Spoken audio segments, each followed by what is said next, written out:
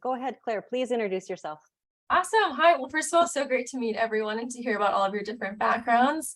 I can relate to the identity crisis. My bachelor's is in Spanish, and then I have a master's of fine arts in creative writing, and I do a lot of work writing about fire and forestry. So yeah, I feel that like being pulled in many directions.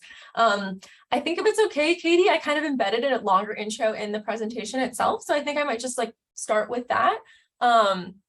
Perfect. And you'll hopefully get to know me a little bit better. I'm going to share my screen. Okay, and before we do that, actually, before I have too many windows open like all of us, I'm going to also share some links so that I don't have to refine them.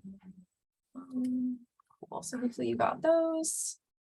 And all right, you are seeing a PowerPoint. Feel free at any time, if anything is glitchy, just to unmute yourself and let me know. Perfect.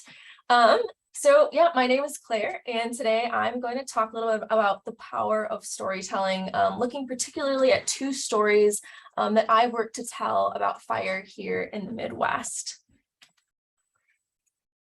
All right, here we go.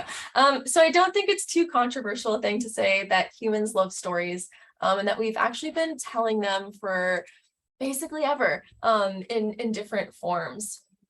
And so I believe that clear and compelling communication really matters, whether you're a teacher working to connect with your students or a scientist who wants to share your findings with a broader group of people, or a researcher collaborating on a study. But I specifically believe and advocate for stories in communicating these messages. I think stories specifically have the power to engage people, spread important messages, and shape thinking. And if you aren't on board with this message already, I hope that by the end of my talk, you're a little bit closer to agreeing with me. So a little bit about me before I dive into the specific stories that I've been working on telling here in the Midwest. I am an environmental storyteller, a science communicator, and a creative writer. And I often write about fire. That's because I actually worked as a wildland firefighter for the U.S. Forest Service. So you can see this is a photo of my crew kind of joined up with another crew back in 2012 in Utah. So I worked for about 3 seasons as a wildland firefighter. I was on a 10-person crew, a wildland fire module, which is a type of crew that specializes in managing and monitoring fires that are being allowed to burn, often in the wilderness. But in addition to this work, we also worked on your more typical suppression fires. And during this time, I had the opportunity to work with all sorts of different firefighters, from hotshots to smoke jumpers to hand crews. And I also spent part of a season on an engine as well. So kind of since then, this little video really quickly. So this is a fire that I was on in Utah. You can see they're lighting a back burn here that got pretty dramatic. So kind of since 2012, I've been writing about fire, both kind of through the personal lens in my creative work, but also as kind of a science communicator and working to communicate about climate change and fire science, and all of these kind of complicated things that are at play when we think about fire. So in 2019, I started working for the University of Minnesota's Clare Forestry Center as an environmental storyteller. You can see here the Camp 8 stand. This is the first story that I told for them as a story map. And so in my work with the Clare Forestry Center, I was telling stories about fire, but also about forestry researchers, kind of historical things as well. And I did that through this Camp 8 stand piece, as well as through another story map, 60 Years at the Clare Forestry Center, which is more of a historical retrospective, looking at research and all these different stories that kind of connected to the Forestry Center. More recently, in 2022, I constructed another story map, this time for the Coalition for Archaeological Synthesis, and again, focusing on fire and looking at how fire was used by the Anishinaabe and how, this land stewardship really shaped the boundary waters. I'm going to talk more about both the Camp 8 stand and this People, Fire, and Pine story map. So I'll kind of gloss over them now and jump in a little bit more in just a second. So in addition to this work, I've also written for the U.S. Forest Service, doing research briefs for them. I also, as Kathleen mentioned, worked with the Minnesota Forest Resources Council. And then my creative work is also, oh no, sorry, I'm gonna share again. My PowerPoint just quit on me.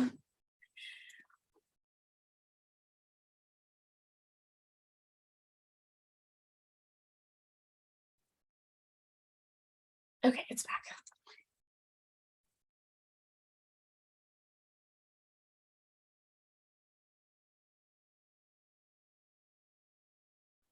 There we go. Great. So hopefully you're seeing my PowerPoint again. So I've also done some creative essays and work around fire, writing for an essay for Guernica, which is a creative nonfiction magazine. And I'm also at work right now on a wildfire memoir as well. So all of these are different examples and different forms of storytelling, but they're all, again, rooted in this idea that stories are the best way we have to reach people. So I'm going to look at particular stories in the ways in which I'm hoping that these stories are able to engage folks and actually create action. And the first one I'm going to talk about is Camp 8 stand, and then People, Fire, and Pines. So both of these stories focus on fire and trying to tell kind of more complex and nuanced story about fire than I think historically most people here in the US have heard. So there have been a lot of negative stories that we've heard about fire, and we can thank Smokey the Bear and Bambi. They've been very successful in telling one type of narrative about fires on landscapes. And I think that the messages that most folks have received is that fire is bad, fire must be stopped, all fire is dangerous and destructive, and fires do not have a place in the landscape and actually harm ecosystems, animals, and people. So in both of the story maps that I worked on, I wanted to, again, tell a more nuanced and complete story. I wanted to share with readers that fire can often be good and should be present on the landscape, that this good fire is capable of renewing landscapes, supporting overall ecosystem health, and preventing future catastrophic fires. And that fires, including human-ignited burns, have historically played a critical role on the landscape. And that beyond land management, burning is a culturally significant practice for many indigenous groups in the US and across the globe, and that these people have long stewarded the land with fire. So I want to talk a little more specifically about how I was hoping to kind of disrupt this narrative through the Camp 8 stand and People, Fire, and Pines. So a little bit more about the Camp 8 stand. This is a piece about a stand of trees on the Cloquet Forestry Center, that when the center was established in 1909, these trees were set aside as a reserve.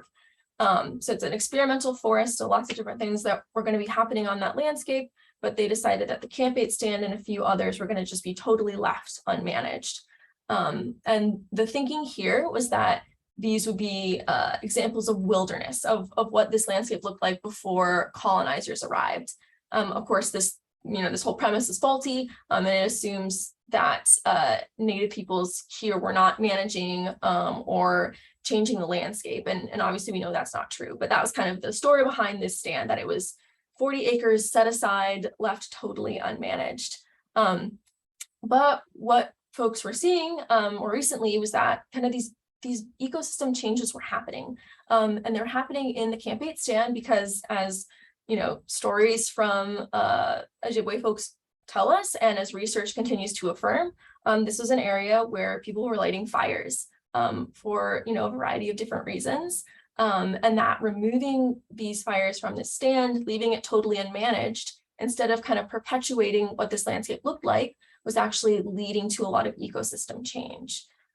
So in telling this story, I wanted to look at this fire history in this stand, as well as the human involvement in the human history.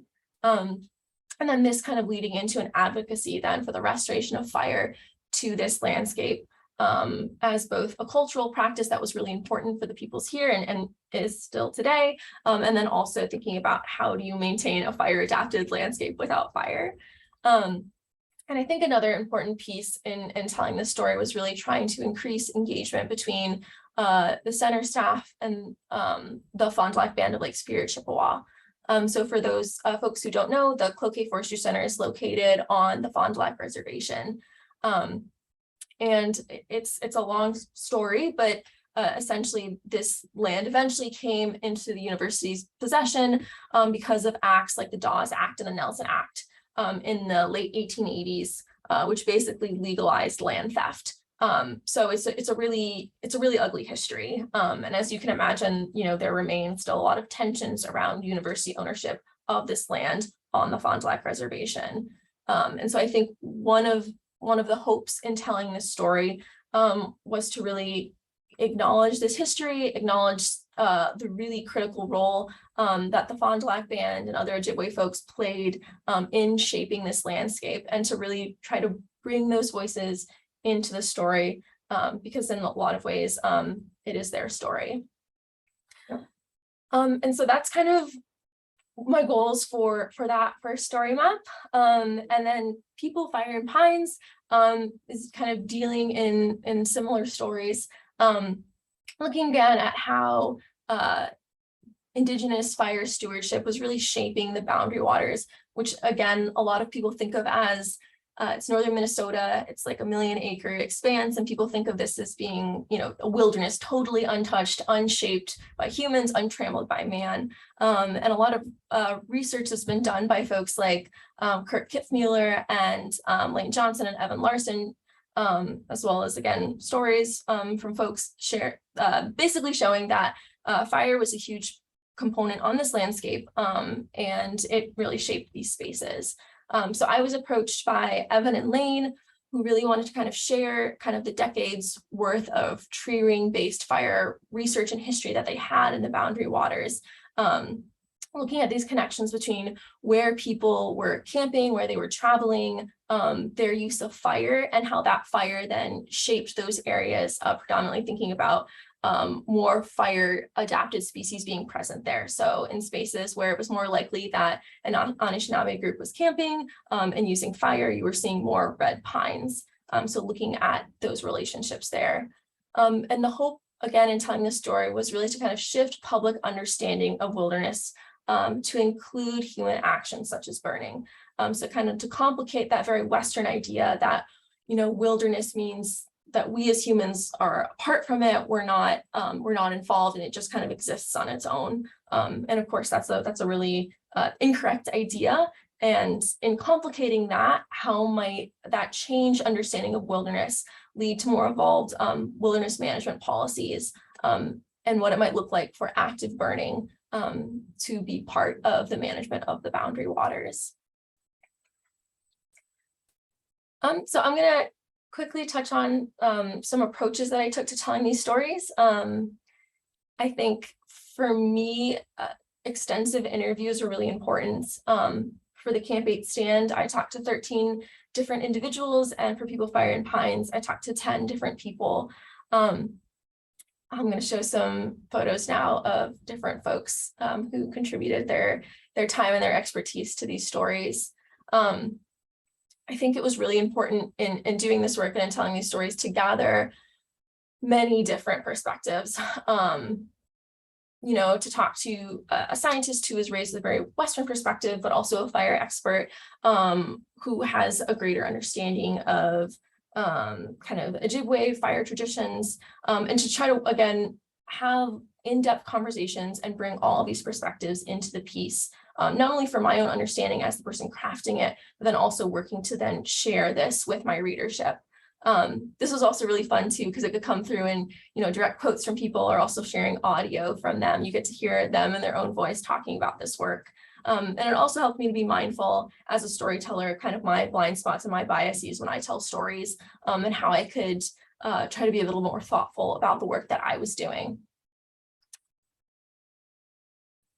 It was also important to me in telling these stories to really spend time in the places that I was writing about, so that I could kind of connect intimately to them.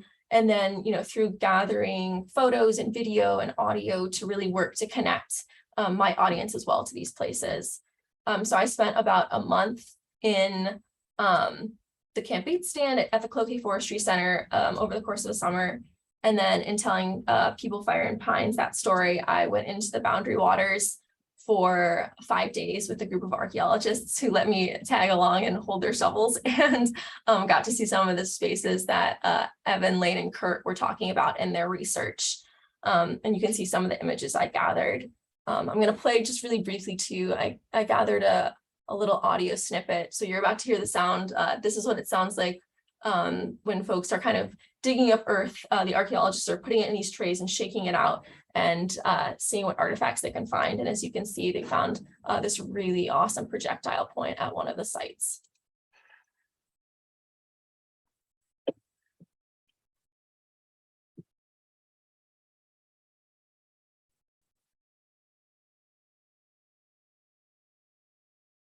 Realizing I don't know if I shared my audio, so hopefully you guys were able to hear that. But so again, try to really situate people in this space and connect them to these areas. I think something else that was really critical in telling these stories was to be as honest and forthright as I could be. And I'm specifically thinking about with the Camp 8 stand, again, acknowledging the history of how the Cloquet Forestry Center came to be here. And this kind of being the first time that the University of Minnesota really clearly acknowledged this history, and incorporating that into the story as an important part of the story, and something that readers, this isn't just about a stand of trees divorced from everything else, right? There's so much context and so many facets to this story that are really important to tell and to be forthright about. So for me, as the person telling the story, that really took the form of asking direct questions, again, talking to a lot of different folks and engaging in conversations, even when, there was the potential that they were going to be uncomfortable, and being okay to sit with that discomfort, but then also wanting to make sure that those voices and those responses and answers were part of the story that I was telling. And so on the other side of that, for me, it was really important to make sure that the people that I was interviewing, that there was a lot of discussion around kind of their consent and how I was going to be using their words and to what end, where it would appear and all those things. And then also engaging in a very thorough review process where everyone could see their quotes and how they were being represented, and to say, yes or no, or maybe with some changes, but to make that a really big part of the discussion as I was moving forward. And actually for People, Fire, and Pines, it was really awesome because Melanie Montano, who works for the Great Lakes Indian Fish and Wildlife Commission, GLFWC, she came on as a sensitivity reader, and that was really wonderful to have someone read my work and kind of lend her perspective as a Red Cliff Band member to share with me moments in which I'm a white woman raised in the Midwest, and certain things that I wasn't able to see, and she was able to kind of help me see those things and again evolve that story. And I guess the final thing is, these things are so important in telling these stories, but I don't mean to say that they are enough or that they are the stopping point. I think telling a story as honestly and fully as possible is really important, but it's also kind of just the first of many steps. And catch up on my notes here. Yeah, okay, so lastly, something that I think about when I'm telling these stories is just that humans love stories, and we've been telling them forever. And so as someone who also writes creatively, to think about the different techniques that are part of stories that I can then use to story even, these scientific or research tales. So thinking about, are the archaeologists that I'm working with, how can I represent them as people, as archaeologists, but also as characters? How can I, again, communicate tension and conflict clearly to my readers, the stakes of why these things matter? So it's not just communicating scientific information or just kind of hitting people over and over again with what our aims are, but to, again, engage them in this story by allowing them to participate in it and to feel it moving as a story itself. And so lastly, looking at kind of the impact, my Camp 8 stand piece has had over 13,000 views. I will add a caveat in that I wasn't using Google Analytics at the time. So these aren't unique views. So these could represent multiple people revisiting, including me going back to do edits. So that number is a little bit inflated. Yeah, that's just a note there. But then People, Fire, and Pines, we've had, this came out more recently, over 2,000 views, and those are unique views. So different people coming and looking at the story map. Something that I was really excited about is that this spring fire was reintroduced to the Cloquet Forestry Center, and it was reintroduced by center staff, but in partnership with the Bureau of Indian Affairs and the Fond du Lac Band, as well as a number of other local Ojibwe bands. And that was really exciting. So in no way was my story like the impetus for this by any means. There was already a ton of energy and movement around this, but I do think that my story was helpful in, again, continuing to build this momentum and to explain to a broader group of people why burning here in the Camp 8 stand and at the Cloquet Forestry Center was important. And so that was a really fun thing to have started writing that story in 2019 and advocating for the restoration of fire. And then to see, you know, that coming together with a bunch of other factors to actually make that a reality was really cool. I've also felt a lot of broader connections coming through these pieces. All these different groups here contacted me to have me either speak to their groups or to write things for them. And it's been really great to make all of these connections, including in places like New England, which I was personally a little surprised about, but was really fun too.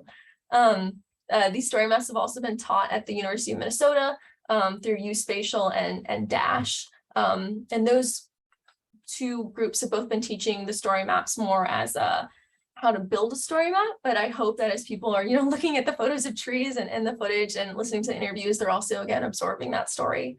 And then faculty in the geology department have taught the story map as part of their courses as well. More recently with People, Fire, and Pines, a Boundary Waters advocacy group reached out to one of the researchers wanting to continue discussions about the story map and what they read there and possibly develop a white paper. And I guess lastly, I'll say that when thinking about like impact of telling these stories and the power that they have, I think the product is important, especially as you're sharing with a broad audience, but I've also found that the entire process can be really useful. I think one of the things that as a storyteller I'm able to do is to have all these different conversations and to get folks thinking and articulating their ideas and what they want and how they want to gain momentum. And I think having those conversations and then situating other people in conversation with each other, I think that in and of itself can be really powerful too. And so in thinking about what this might look like for you or your group, you know, I think there's always the opportunity that each of us have to cultivate our own storytelling powers in different forms, or to engage with, you know, a storyteller. And again, this can look so different from actually hiring a freelance writer to write a story, or, you know, working with a student intern to think about how on social media through, you know, your captions or your footage, you can really, again, explain who you are and engage people in those ways. So yeah, that is my presentation. I'm going to stop sharing now. I hope I convinced you that stories are powerful and that we should be telling them. And yeah, I'd love to, I guess, just chat more. Thank you very much, Claire. Very interesting. I'm going to stop the recording and we can just have some discussion. Thank you, Claire. Yeah, thanks. I just wanted to chime in